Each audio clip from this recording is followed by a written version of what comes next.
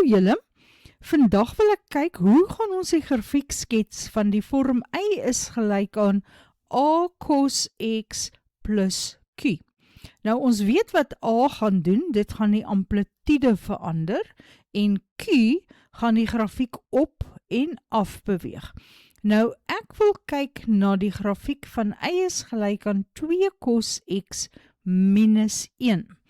En jy sal sien ek het hier 'n tabelletjie gemaak, sodat ons elke slag die waardes kan uitwerk. Ons werk weer eens met 0, 90, 180, 270 en 360. So as jy uitwerk, wat is 2 cos 0 grade minus 1, dan gaan jy op jou sakrekenaartjie 1 kry.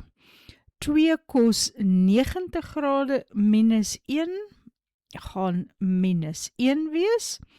2 cos 180 grade minus 1 is minus 3. En dan kry ek weer minus 1 wanneer ek x 270 grade maak en plus 1 as ek x 360 grade maak. So kom ons plot net daar die punte.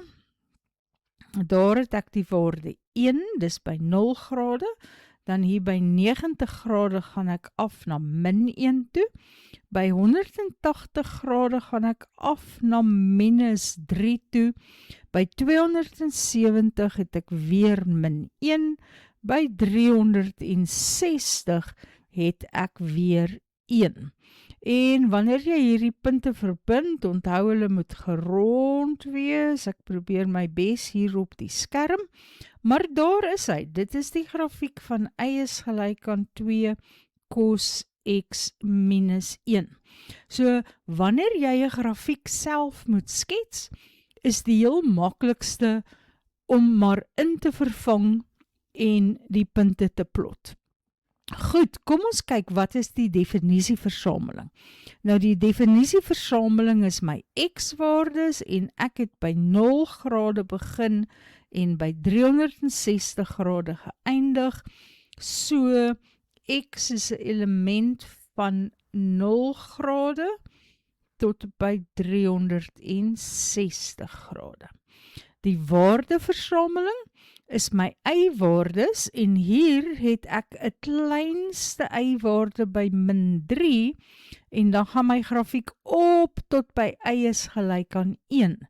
So kleinste y-waarde min 3, grootste y-waarde 1, so al my y-waardes lê vanaf minus 3 met dit ingesluit tot by 1 met 1 ook ingesluit. Amplitude.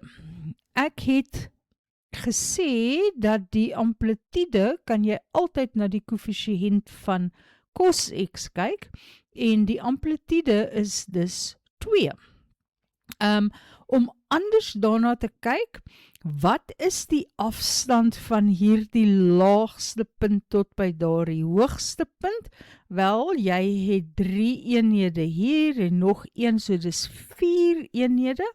So die middelpunt daarvan, of die helfte van die 4 eenhede, gaan 2 wees, wat ook maar vir ons die 2 gee. Beteken dat hier van die middellyn af, gaan ek 2 eenhede op, 2 eenhede af. En die periode, nou ja, ons het nou herhaaldelik gehad, die periode van 'n cosgrafiek is 360 grade.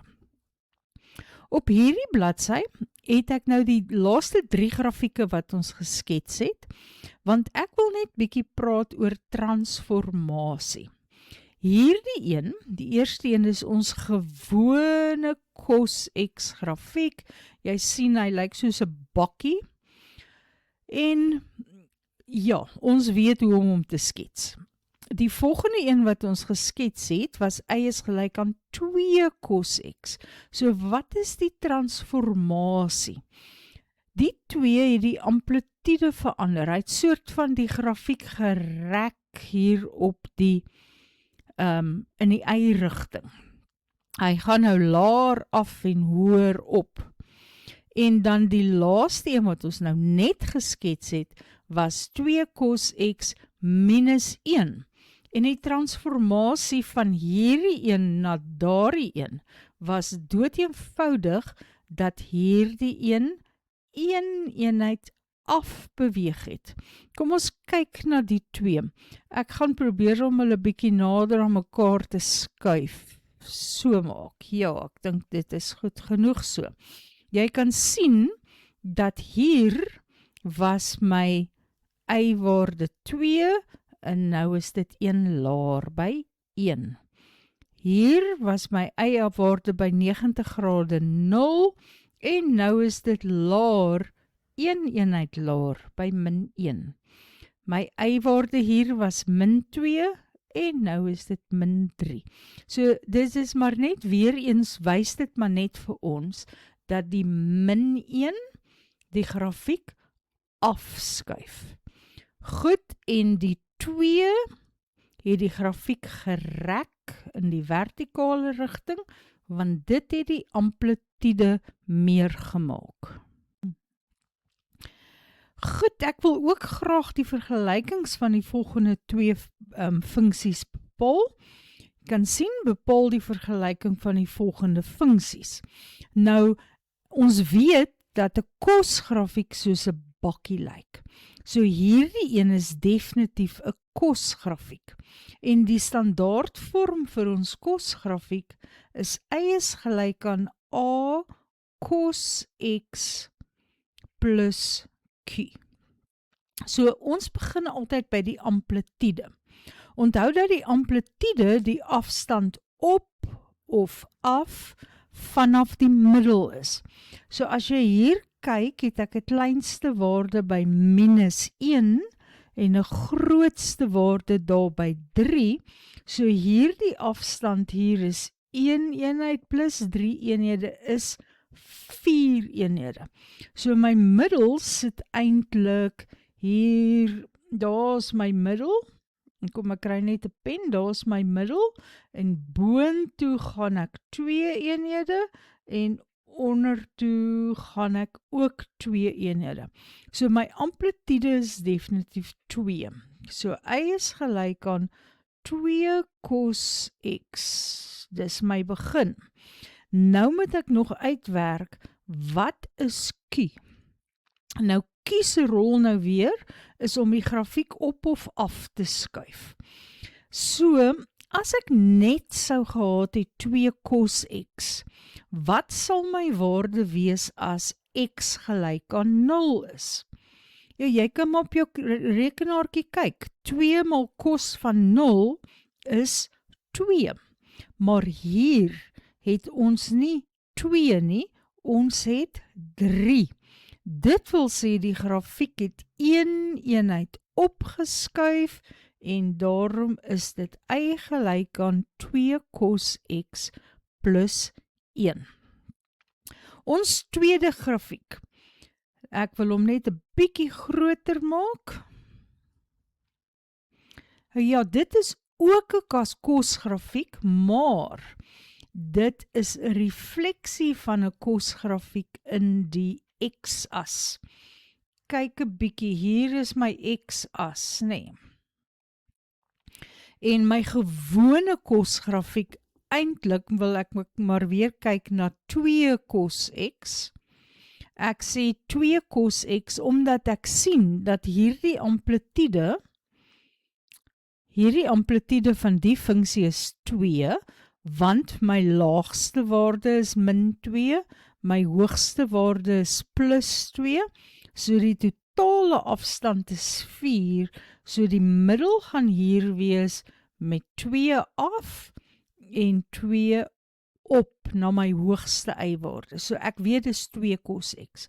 Maar as ek y is gelyk aan 2 cos x wil teken, dan is 2 cos van 0 grade 2. En dan lyk hy so. Ons kan nou maar al hierdie punte uitwerk. Ons het die grafiek al geteken, so ek teken dit nou redelik vinnig sommer net vir ons. Nou kan jy sien dat hierdie een wat ek nou in blou geteken het, is die refleksie van daardie een in die x-as. So, hierdie een is y is gelyk aan 2 cos x. Hoe reflekteer ek in die x-as? So vir 'n refleksie in die x-as, maak ek mos y minus y. So, my bloue was 2 cos x, so nou vir die een wat hulle my gevra het, gaan ek minus y is 2 cos x kry, so y is dan minus 2 cos x. En hulle het hierdie funksie 'n naam gegee, hulle het hom f genoem, so ons kan ons vergelyking skryf as f van x is minus 2 cos x. Moenie van refleksies vergeet nie. As jy jou onderste bo bakkie sien, dan is dit nog steeds 'n kosgrafiek, maar omdat dit 'n refleksie gaan wees, het jy 'n negatiewe waarde. Dit verander nie die amplitude nie. Amplitude is 'n afstand en is altyd positief.